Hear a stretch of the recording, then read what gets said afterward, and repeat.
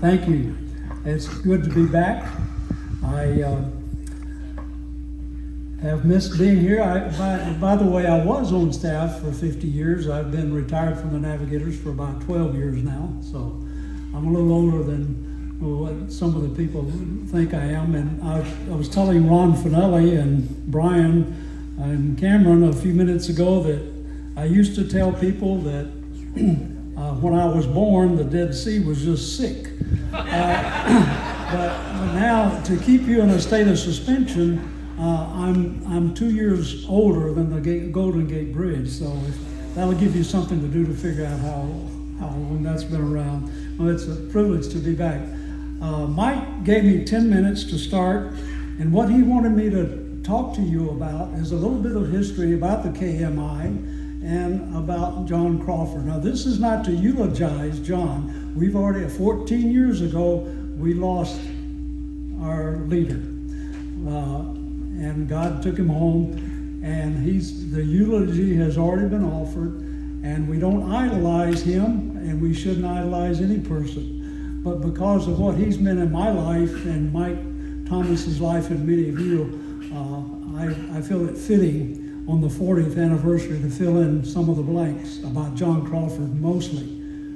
So let me start this first of all. If you have had personal time with John, I mean eyeball to eyeball, face to face in a counseling situation or a meeting with him alone or whatever, not just a group meeting, but if you've had personal time with John, would you please stand?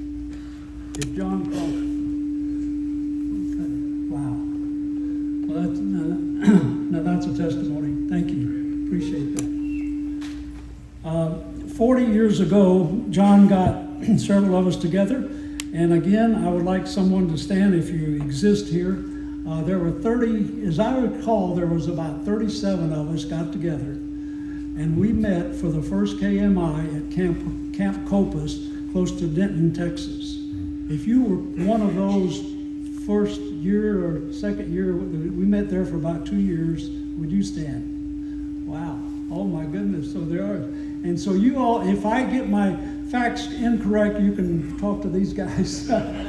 Well, after about 2 years, we moved to this facility, and I came for about the first 15 years straight, and then I moved on to Arizona and came a few times since then. I brought my own son here, my son-in-law, and some others. One of the guys I was discipling in Arizona, he came with us, and a couple of other guys. So thank you guys for standing. And to think of what happened, I'm living in a, what do you call it, an independent living situation. And as I come down to the first floor from the third floor, I step out of the elevator and there's a picture hanging on the wall. I see it every day, several times a day perhaps. And this picture is a landscape scene, and it has a pond, and the pond has a ripple. A beautiful analogy of what we should be giving our lives for. Someone evidently had thrown a pebble into this pond, and it caused a ripple. And that's what God has done with John Crawford's life, and hopefully your life as well. Now I'm going to push my stopwatch here, Mike, and and it's gonna quack when my time's up. John Crawford inherited me. Now we're jumping back in time here, going back to some of you have been around that long, to 1956. I had met the Lord in the Navy, had met with Dawson Trotman at some conferences, and he came to the NAV home a couple of times. And for you newcomers that don't know this Navigator language or these people that I'm going to be naming, well, then you can get together with your leader or whatever. But anyway, John, after about a year and a half there in the NAV home, well, we were sitting at the dinner table, and we got the phone call from headquarters from Bob Foster that Dawson had gone to be with the Lord. And so the next year and a half was interesting. Jack Blanche, some of you know Jack Blanche, who just passed away last year. He was one of the guys in the Navigator home. And I'm going to be mentioning a lot of names, and I'm mentioning them on purpose because some of you can relate to it. It'll ring a bell and just bring back some memories. Jack Jones, the leader of the Navigator home, who was Glenn and Jeannie Solon, had left the home to go left the Navigators to become a pastor. Jack Jones took over temporarily until someone else could come. Well, that someone else was John and Helen Crawford.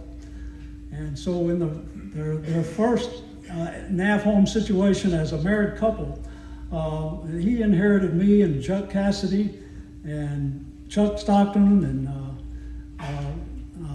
Bruce Stockton and Clyde Lawson. Does that ring a bell with some of you all? And Jerry Bridges was in the home. I enjoyed going out there to the home on weekends and from my ship. But Dawson had called Jerry Bridges and had asked him to come back to the headquarters. So here comes John and Helen. His reputation evidently had preceded him, but I didn't know what that reputation was. And so I quickly learned. And I praise God for getting to know him and his putting up with me. A couple of girls too, Bernice Moore and Carol and somebody she married a Navigator. I can't remember her last name.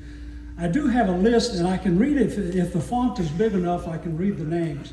And that's one reason Mike asked me about speaking. I said, well, I wouldn't be able to follow any notes because I can't read my notes. In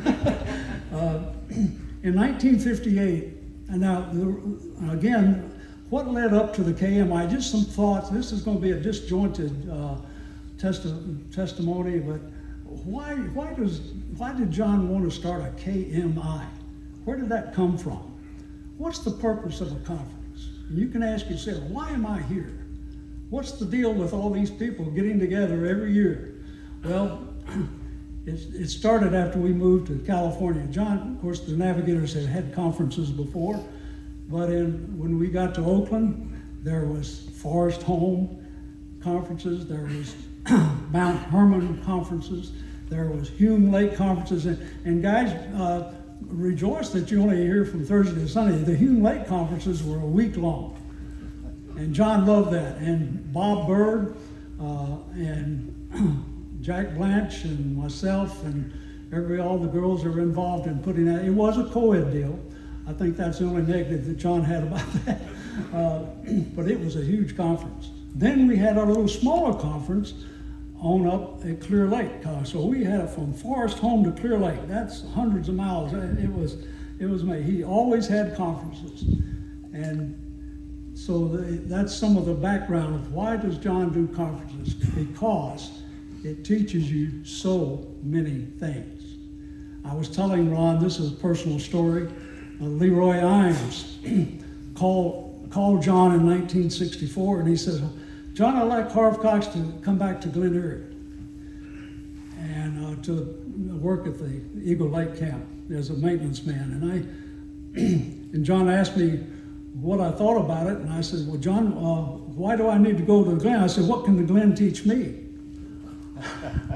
That was the wrong thing to say to John. He said, well, Harv, since you've learned it all, he said, maybe you can just go back there and serve.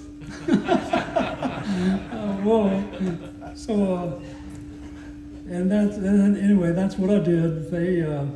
That was a blessing because a year later then John followed. I knew that John had spent 10 years with Dawson. There's nothing magic about 10 years, but just like John Wilson had prayed about moving into John and Helen's home here in Oklahoma City, well, I had prayed years ago. I said, Lord, if it be your will, I pray that you'd keep me around this man for 10 years.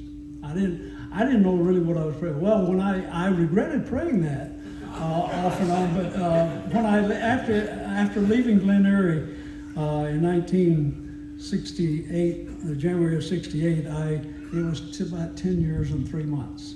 So it's amazing. Some of the other names I wanted to mention in Bay Area. Doug Shake, Ray Cotton. Doug Shake's right here. Ray Cotton, I don't know if he's here yet. He may be coming. Bill Ferber and some other servicemen. But these are just some of the people that John's life touched. As I saw these guys funneling through the home, I don't know how many people live with John and Helen, but these are some of the people, names that you'll be familiar with, who lived in the home or were married and were part of the close-in ministry. Russ and Carolyn Reed, Dale Lee, Harvey Osland. Harvey Osland and Harv Cox and Gail Kaiser attended Oakland City College together back in 1959 and 60. Some other guy, Don Hankins, who was recruited by Harvey Osland, Frank and Pat Galasso, Frank White. I got Doug Shake down here again, and Jeanette Bradley, my wife. She lived in the home after Pat left. Pat married Frank Galasso. Don Hardy, Hal Ward, Larry Hardy,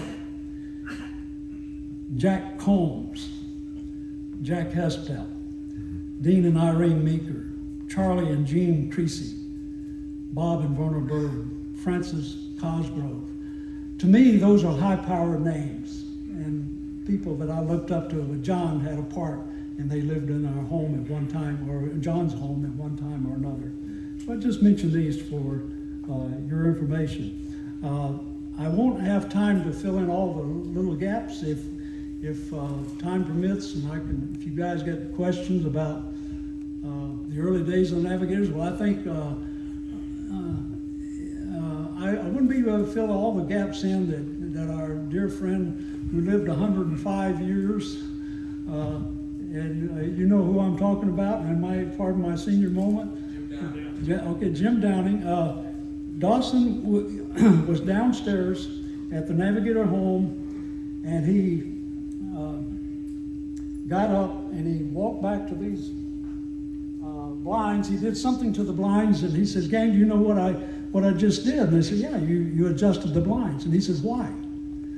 And nobody answered. And he says, "One was turned up, one was turned down." And he says, Satan can use a little distraction like that to keep you from listening to what I'm going to be saying. Now, I don't remember what he said. I was so impressed about the practicality of making that observation. Isaiah 42:20 says, "Seeing many things, but thou observest not. Opening the ears, but he heareth not." That's my duck call to go back to the blind with John. I won't keep Joe from his time up here, but John was another character. His gift of reaching out to people, I don't know where he had the time to touch so many lives. And I was telling him, not just the people in the home, but up and down and out and around, farmers and home builders and everything else. But I wouldn't be here tonight if he had not invested his life into me. And I'll close with one of his jokes. He said, he loved a good clean joke, and he liked restaurant jokes. And I was telling the guys about the restaurant jokes, and this guy came in, and the waitress asked him, "Well, what would you like?" And the guy said, "Well, do you have crab legs?" And she said, "No, I always walk this way." So